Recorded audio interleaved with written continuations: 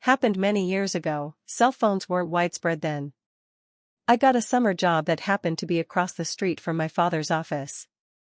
I would catch a ride home with him, but because I finished 15 minutes before him, I'd wait in his reception.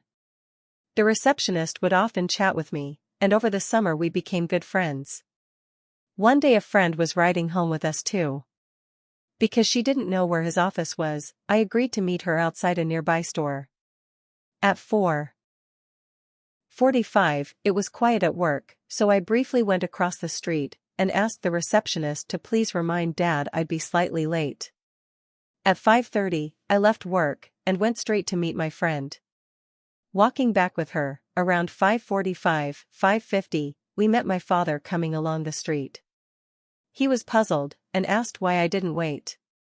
Apparently his receptionist told him I'd just been there and left for some reason.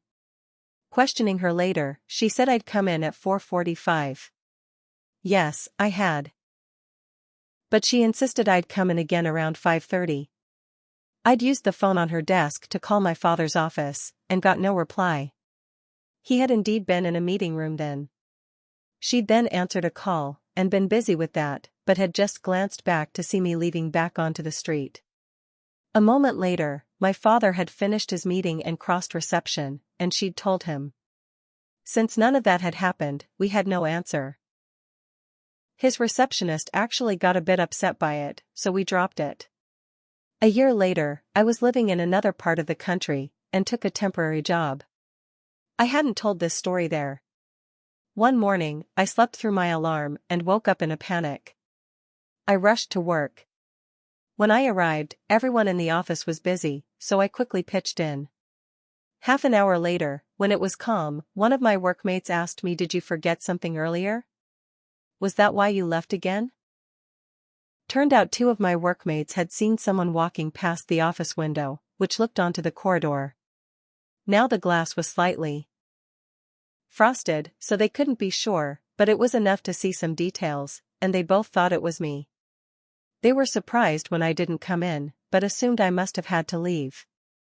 When I'd arrived 20 minutes later, I was wearing a blue shirt, just like the one they'd seen. And one noticed an unusual detail. I had long hair, and always wore it swept up into a bun for work. Always. But the person they saw had their hair down loose. That morning, I was late. For the first time ever, I didn't take the time to pin my hair up, just brushed it quickly and left it loose. I've no explanation. I do know that for the second sighting, they also heard the person's heels clacking on the floor. And it would be possible for someone to pass that window and leave the building by a different door. But both had thought it was me, and my father's receptionist was in no doubt at all. Make of it what you will.